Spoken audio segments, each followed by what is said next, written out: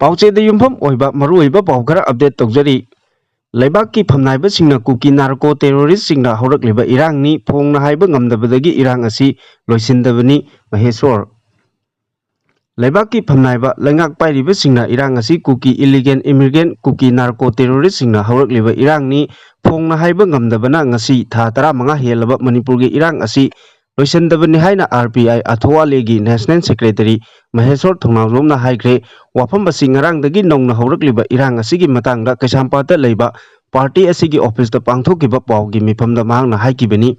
ꯃꯤꯐꯝ ꯑꯗꯨꯗ ꯃꯍꯦꯁꯣꯔ ꯊꯣꯡꯅꯥꯎꯖꯝꯅ ꯃꯈꯥ ꯇꯥꯅ ꯍꯥꯏ ꯃꯦ 3 ꯄꯤꯁ ꯔꯦꯂꯤꯒꯤ ꯃꯤꯡꯗ ꯀꯨꯀꯤꯁꯤꯡꯅ ꯑꯐꯕ ꯈꯨꯠꯂꯥꯏ ꯄꯥꯏꯔꯒ ꯃꯩꯇꯩꯁꯤꯡꯗ ꯂꯥꯟꯗꯥꯔꯛꯄꯗꯒꯤ ꯍꯧꯈꯤꯕ ꯏꯔꯥꯡꯅꯤ ꯍꯥꯏꯕ ꯑꯁꯤ ꯃꯤꯌꯥꯝ ꯂꯣꯏꯅ ꯈꯪꯅꯔꯕ ꯋꯥꯐꯝ ꯑꯃꯅꯤ ꯃꯁꯤꯗꯁꯨ ꯅꯠꯇꯅ ꯀꯨꯀꯤ ꯈꯨꯠꯂꯥꯏ ꯄꯥꯏꯕꯁꯤꯡꯅ ꯂꯦꯞꯇꯅ ꯂꯥꯟꯗꯥꯔꯛꯇꯨꯅ ꯉꯁꯤ ꯐꯥꯎꯕ ꯂꯥꯜ ꯇꯧꯔꯤꯕ ꯑꯁꯤꯁꯨ ꯃꯤꯄꯨꯝ ꯈꯨꯗꯤꯡꯃꯛꯅ ꯈꯪꯅꯔꯤ ꯃꯇꯝ ꯈꯔ ꯂꯦꯞꯂꯨꯔꯕ ꯃꯇꯨꯡ ꯉꯔꯥꯡꯁꯨ ꯀꯨꯀꯤ ꯃꯤꯂꯤꯇꯦꯟꯠꯁꯤꯡꯅ ꯗ꯭ꯔꯣꯟ ꯁꯤꯖꯤꯟꯅꯗꯨꯅ ꯂꯥꯟ ꯍꯧꯔꯛꯇꯨꯅ ꯅꯨꯄꯤ ꯃꯧ ꯅꯍꯥ ꯑꯃ ꯍꯥꯠꯈꯤꯕ ꯑꯃꯗꯤ ꯄꯥꯎꯃꯤ ꯌꯥꯎꯅ ꯃꯤꯑꯣꯏ 5 ꯍꯦꯟꯅ ꯑꯁꯣꯛ ꯑꯄꯟ ꯅꯪꯍꯜꯂꯤꯕ ꯑꯁꯤꯁꯨ ꯃꯤꯌꯥꯝꯅ ꯈꯪꯉꯤ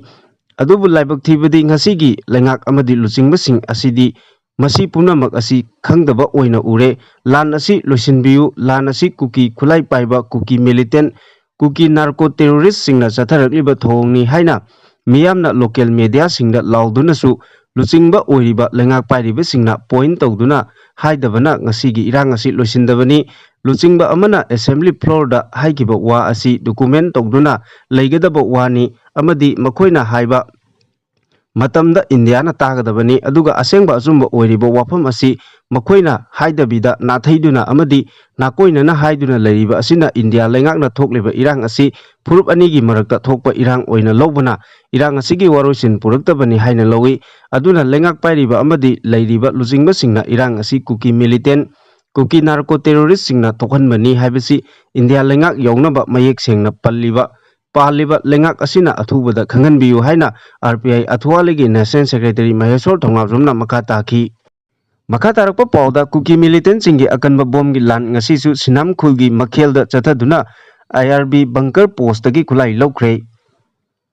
ꯁꯕꯨꯡꯀꯣꯛ ꯈꯨꯅꯧ ꯁꯥꯟꯇꯤ ꯈꯣꯡꯕꯥꯜ ꯑꯃꯗꯤ ꯊꯝꯅꯥꯄꯣꯛꯄꯤꯅꯆꯤꯡꯕ ꯃꯐꯝꯁꯤꯡꯗꯁꯨ ꯀꯨꯀꯤ ꯃꯤꯂꯤꯇꯦꯟꯠꯁꯤꯡꯅ ꯕꯣꯝꯒꯤ ꯑꯦꯇꯦꯛ ꯆꯠꯊꯈ꯭ꯔꯦ ꯃꯇꯝ ꯈꯔ ꯂꯦꯞꯂꯨꯔꯕ ꯇꯨꯡꯗ ꯀꯨꯀꯤ ꯃꯤꯂꯤꯇꯦꯟꯠꯁꯤꯡꯅ ꯉꯔꯥꯡ ꯏꯝꯐꯥꯜ ꯋꯦꯁꯠ ꯗꯤꯁꯇ꯭ꯔꯤꯛꯀꯤ ꯀꯧꯇ꯭ꯔꯨꯛꯇ ꯑꯦꯔꯤꯌꯦꯜ ꯕꯣꯝꯕꯤꯡ ꯆꯠꯊꯗꯨꯅ ꯆꯍꯤ ꯅꯧꯔꯤꯕꯤ ꯃꯧ ꯑꯃ ꯂꯩꯈꯤꯗꯕꯒ ꯂꯣꯏꯅꯅ ꯃꯍꯥꯛꯀꯤ ꯄꯤꯛꯂꯤꯕꯤ ꯃꯆꯥ ꯑꯃꯗꯤ ꯁ꯭ꯇꯦꯠ ꯐꯣꯔꯁꯀꯤ ꯄꯔꯁꯣꯅꯦꯜ ꯑꯃꯗꯤ ꯄꯥꯎꯃꯤ ꯌꯥꯎꯅ ꯃꯤꯑꯣꯏ ꯀꯌꯥ ꯑꯁꯤ ꯑꯅꯥ ꯌꯥꯎꯅ ꯑꯁꯣꯛ ꯑꯄꯟ ꯅꯪꯍꯟꯈ꯭ꯔꯕ ꯃꯇꯨꯡ ꯉꯁꯤ ꯅꯣꯡꯉꯥꯜꯂꯝꯗꯥꯏ ꯄꯨꯡ 4 ꯔꯣꯝ ꯇꯥꯔꯛꯄꯗ ꯈꯨꯟꯗ꯭ꯔꯥꯛꯄꯝ ꯀꯦꯟꯗ꯭ꯔꯒꯤ ꯁꯤꯅꯥꯝ ꯀꯣꯝ ꯃꯊꯛ ꯃꯩꯈꯥꯝꯒꯤ ꯃꯈꯦꯜꯗ ꯂꯩꯕ 7ꯁꯨꯕ ꯏꯟꯗꯤꯌꯥꯟ ꯔꯤꯖꯔꯚ ꯕꯠꯇꯥꯂꯤꯌꯟꯒꯤ ꯕꯪꯀꯔ ꯄꯣꯁꯇ ꯗ꯭ꯔꯣꯟ ꯕꯣꯝꯕꯤꯡ ꯇꯧꯔꯛꯇꯨꯅ ꯑꯀꯟꯕ ꯑꯦꯇꯦꯛ ꯆꯠꯊꯔꯛꯈ꯭ꯔꯦ ꯊꯧꯗꯣꯛ ꯑꯗꯨꯗ 7ꯁꯨꯕ IRB ꯄꯔꯁꯣꯅꯦꯜꯁꯤꯡꯒꯤ ꯅꯣꯡꯃꯩ AK ꯔꯥꯏꯐꯜ ꯑꯃ ꯏꯟꯁꯥꯁ ꯔꯥꯏꯐꯜ ꯑꯃ ꯑꯃꯗꯤ LMG ꯑꯃ ꯀꯨꯀꯤꯁꯤꯡꯅ ꯂꯧꯈ꯭ꯔꯦ ꯍꯥꯏꯔꯤ ꯊꯧꯗꯣꯛ ꯑꯁꯤꯒꯤ ꯃꯇꯥꯡꯗ ꯄ꯭ꯔꯦꯁꯅ ꯐꯪꯕ ꯄꯥꯎꯒꯤ ꯃꯇꯨꯡ ꯏꯟꯅ ꯉꯁꯤ ꯑꯉꯟꯕ ꯑꯌꯨꯛꯀꯤ ꯄꯨꯡ 4 ꯈꯔ ꯍꯦꯜꯂꯛꯄ ꯑꯗꯨꯋꯥꯏꯗ ꯀꯨꯀꯤ ꯈꯨꯠꯂꯥꯏ ꯄꯥꯏꯕꯁꯤꯡꯅ ꯃꯈꯦꯜꯒꯤ ꯃꯊꯛꯇ ꯂꯩꯕ 7ꯁꯨꯕ IRBꯒꯤ ꯕꯪꯀꯔ ꯄꯣꯁꯇ ꯑꯦꯔꯤꯌꯦꯜ ꯕꯣꯝꯕꯤꯡ ꯑꯃꯗꯤ ꯗ꯭ꯔꯣꯟ ꯁꯤꯖꯤꯟꯅꯗꯨꯅ ꯑꯀꯟꯕ ꯑꯦꯇꯦꯛ ꯆꯠꯊꯔꯛꯄꯗꯒꯤ ꯃꯐꯝ ꯑꯗꯨꯗ ꯃꯊꯧ ꯇꯧꯔꯤꯕ ꯄꯔꯁꯣꯅꯦꯜꯁꯤꯡꯅ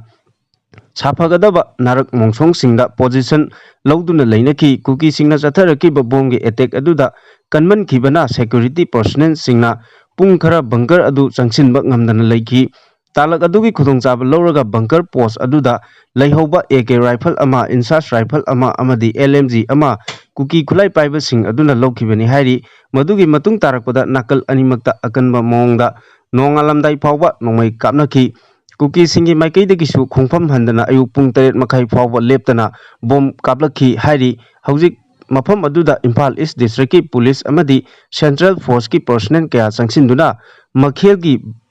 ꯕꯪꯀꯔ ꯄꯣꯁ ꯑꯗꯨ ꯔꯤꯀꯦꯞꯆꯔ ꯇꯧꯗꯨꯅ ꯃꯐꯝ ꯑꯗꯨꯗ ꯂꯩꯔꯝꯕ ꯀꯨꯀꯤ ꯃꯤꯂꯤꯇꯦꯟꯠꯁꯤꯡ ꯑꯗꯨ ꯇꯛꯊꯣꯛꯄ ꯉꯝꯈ꯭ꯔꯦ ꯍꯥꯏꯅꯁꯨ ꯄꯥꯎ ꯑꯁꯤꯅ ꯃꯈꯥ ꯇꯥꯔꯤ ꯅꯥꯀꯜ ꯑꯃꯔꯣꯝꯗ ꯉꯔꯥꯡ ꯑꯍꯤꯡ ꯏꯝꯐꯥꯜ ꯏꯁꯠ ꯗꯤꯁꯇ꯭ꯔꯤꯛꯀꯤ ꯂꯝꯂꯥꯏ ꯀꯦꯟꯗ꯭ꯔꯒꯤ ꯃꯅꯨꯡ ꯆꯟꯅ ꯂꯩꯔꯤꯕ ꯁꯕꯨꯡꯀꯣꯛ ꯈꯨꯅꯧ ꯁꯥꯟꯇꯤ ꯈꯣꯡꯕꯥꯜ ꯑꯃꯗꯤ ꯊꯝꯅꯥꯄꯣꯛꯄꯤꯅꯆꯤꯡꯕ ꯃꯐꯝꯁꯤꯡꯗ ꯀꯨꯀꯤ ꯃꯤꯂꯤꯇꯦꯟꯠꯁꯤꯡꯅ ꯕꯣꯝ ꯌꯥꯎꯅ ꯑꯀꯟꯕ ꯃꯑꯣꯡꯗ ꯂꯥꯟꯗꯥꯔꯛꯄꯗ ꯈꯨꯟꯖꯥ ꯑꯃ ꯁꯣꯛꯂꯦ ꯍꯥꯏꯔꯤ ꯄꯥꯎ ꯑꯁꯤꯅ ꯍꯥꯏ ꯊꯧꯗꯣꯛ ꯑꯁꯤ ꯉꯔꯥꯡ ꯑꯍꯤꯡ ꯅꯣꯡꯌꯥꯏ ꯄꯨꯡ 12 ꯔꯣꯝ ꯇꯥꯔꯛꯄꯗ ꯀꯨꯀꯤ ꯃꯤꯂꯤꯇꯦꯟꯠꯁꯤꯡ ꯑꯗꯨꯅ ꯆꯤꯡꯈꯣꯡꯗ ꯀꯨꯝꯊꯔꯛꯂꯒ ꯃꯩꯇꯩ ꯈꯨꯜꯁꯤꯡ ꯇꯝꯅ ꯅꯣꯡꯃꯩ ꯀꯥꯞꯊꯔꯛꯈꯤꯕꯅꯤ ꯊꯧꯗꯣꯛ ꯑꯗꯨꯗ ꯌꯥꯏꯉꯪꯄꯣꯛꯄꯤ ꯈꯨꯜ ꯑꯁꯤꯗꯒꯤ Ningomba Rakesh Apopo Laikidraba N Ingocha Kobo Mioi Amagi Mokonda Nongoi Maruna Panduna Sokibani Hari Kuki militant sing aduna landarakpa aduda mafam aduda leiba state force amadi BSF nasu handuna khut thongnaki Kuki militant singna landarakpa aduda ahing nongyai matung pung ama minute kuntra helaba phawba chatharaki hairi makha tarakpa pawda editorial kalam dagi machangoiba paw ama lokachari lengak asina miyamgi punsi kanbak ngamlibra Manipur thokliba Kuki militant singna Meiteigi mathakta horakliba lan asida lengakna Meitei miyamgi lanthum amadi punsi nganba kanbak ngamdre lengak ama leina miyamgi lanthum punsi kanbak ngamdaba haibasi pangdaba lengak amani lawroidabagi maram leite phanna yamna center lengaki akanba instruction leidunasu mareibak maramdam kanba haibasidi state lengaki thogdangni khangadabani Kuki militant singna chingkhong chingyada taba mafam singda khundariba Meitei singda onsinduna bom yauna nongmai kapsinduna Meitei singna khundariba lam makai loksinaba honari Masibu ngakthoknabagidamagta khul ngakpa miyoi kaya thoraktuna ireibak iramdam ngakli ngarang maktada koktruk kadangbanda drone phawba sizinaduna landarakpadagi mapamda lakchaba maunaha ama sire aduga miyoi 10 rom asok apan nangkhre thodoktubu marik jomna miyamda khangannaba honariba pawmi amasu asok apan yauri asuk kuiraba sahi ama makai pharaklaba Kuki militant singna horiba land asida center lengakna yengduna leibagi phibamda leiba asi kanana su penadre center lengakpu tainaba haibasidi state lengaki mathongni aduna Kuki militant singna asengba tanja yenglaga Meitei phurupta landaraktuna mi asum halaklabadi tungda oirakadaba phibam pharakloi Praja miyamgidi lengak ama leiribanina lengakta haijaba tabani lengakna su miyamgi sentiment yenglaga thokliba lansi matam thabagi mahutta khudakta loisinaba honaba tai punamak center lengakna tawgadaba oibanina state lengakna center lengakta akanba pressure piraga upai ama yengbadi kari kaibage makha tarakpa pawda maunaha amada atamnana target tawduna hatkiba Kuki terrorist singi mathakta akanba offensive chathagadabani MWF Ngarang September tang amagi nungtil pung anirom taba matamda Imphal West District ki manung chanba Lamsang Police Station na konba Bethel jingtaktagi Kuki terrorist singna phayeng umang lekai degi angom surbala sahi 38 kobi nupi ama mapam lamdam koktrukta sahi 13 da ngairibi machanupi ga lakpada nupi ni haiba khangna atamnana target tawduna hatkiba adugi sahi nauribi machanupi amabu sohan khibagi thodok asi Manipur Women Federation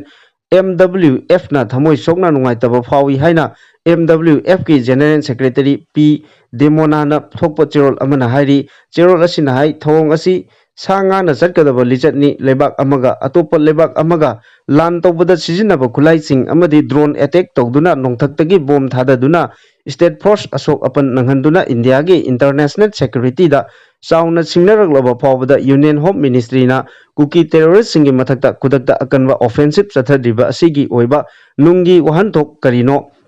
ngarangi thodok asida miyamna singnaribadi Assam Rifles amadi atai Central Forces sing leiriba maikeidagi matau karamna Meitei khul koktrukta leiriba Meiteigi yum singda drone sizinaduna bom thadaba ngamalibano haibasi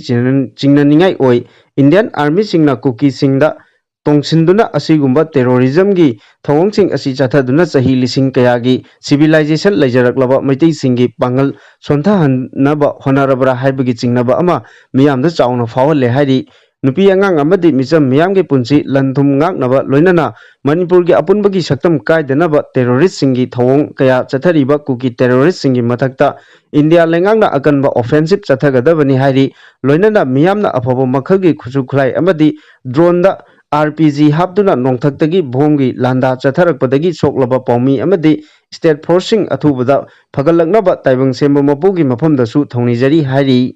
makha tarakpa atopa pawda sinam komda Kuki militant singna drone dagi bom thadaraktuna khul ngakpa singi Bangkar ahum thugaikre ngasi ayuk pung 5 makhairom taba matamda Imphal East District ki Sagolmang Police Station gi manung channa sinam kom hairiba Meitei khul asigi